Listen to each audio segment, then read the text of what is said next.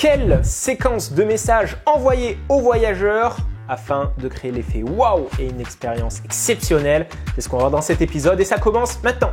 Boum! Le problème c'est quoi? Le problème c'est que lorsque tu fais de la location courte durée, tu souhaites optimiser, gagner du temps et donc tu vas essayer d'envoyer des messages automatiques. Tu peux le faire avec l'application Superhôte, oui, très facilement. Et tu vas me dire, mais Mathieu, qu'est-ce que je vais mettre comme message? C'est très simple, tu vas aller dans Superhôte, tu vas ensuite aller en bas à gauche dans Notifications et lorsque tu crées ton compte Superhôte, déjà par défaut, tu auras des messages préconfigurés.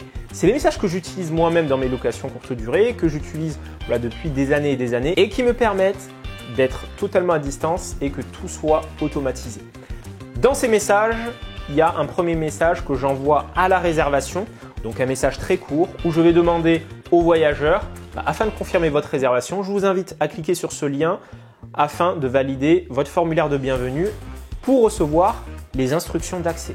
Donc là, la personne, elle va remplir le formulaire. Donc là, tu vois, elle va aller sur le formulaire et ensuite, elle va renseigner son vrai email pour que toi, tu puisses le fidéliser parce qu'avec Booking et Airbnb, eux, ils ne vont pas te donner le vrai email. Donc, tu n'as pas la possibilité de le fidéliser après.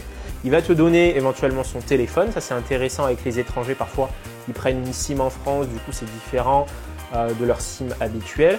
Ils vont t'indiquer leur horaire d'arrivée et de départ. Comme ça, ce n'est pas à toi d'aller chercher l'information. C'est l'information qui vient à toi. Et tout ce qui est notes et commentaires, ils vont te mettre ces informations, par exemple s'ils ont besoin d'un lit bébé, si ils viennent en train, ou enfin bref, toutes les infos, plutôt que toi tu ailles à la pêche aux infos, tu gagnes du temps avec le paradigme suivant qui est que c'est l'information qui vient vers toi. Et de cette façon, tu vas gagner du temps et toutes ces informations sont enregistrées dans la fiche client sur Superhôte. Et après, toi ou ton prestataire de ménage peut le consulter directement depuis l'application mobile. Donc ça, c'est le premier message. Ensuite, dès qu'il a soumis le formulaire de bienvenue, après, je peux paramétrer si la caution elle a été faite ou pas. Donc, je peux déclencher automatiquement l'envoi des instructions d'accès. Donc là, j'envoie les instructions d'accès avec un guide en PDF et également un lien vers une vidéo qui montre comment rentrer dans le logement. Puisque moi, par exemple, mes appartements se font avec des check-in automatiques. Donc, l'entrée se fait en autonomie. Donc, ça, c'est envoyé. Le voyageur, il reçoit tout de suite tout ça et ça se fait en moins de 2 minutes. En fait, c'est-à-dire qu'il est toujours devant son ordi ou depuis son téléphone. Il reçoit ça en live. Du coup, il est toujours chaud, quoi. Il ne reçoit pas ça 1 ou 2 jours après où il l'a complètement oublié. Donc, à ce moment-là, le voyageur il est super content. Et ensuite, la veille de l'arrivée, je renvoie le formulaire pour leur demander si vous avez des modifications au niveau de votre horaire d'arrivée. Je vous invite à resoumettre le formulaire et comme ça, s'il le resoumet, il va recevoir les instructions d'accès. Et là, à ce moment-là, la personne, elle sait comment rentrer dans le logement. Elle rentre dans le logement, elle fait son séjour. Ce qu'on peut paramétrer, c'est un message qui s'envoie juste après le check-in, une fois qu'il est rentré. Et ensuite, on peut lui demander, lui dire tout simplement, j'espère que votre arrivée se passe au mieux. Si vous avez la moindre question, je vous invite à me faire signe. Donc comme ça marque une marque d'attention et la personne te laissera des bons commentaires par la suite. Donc ça optimise tes chances pour avoir des bons commentaires afin de créer une relation avec le voyageur.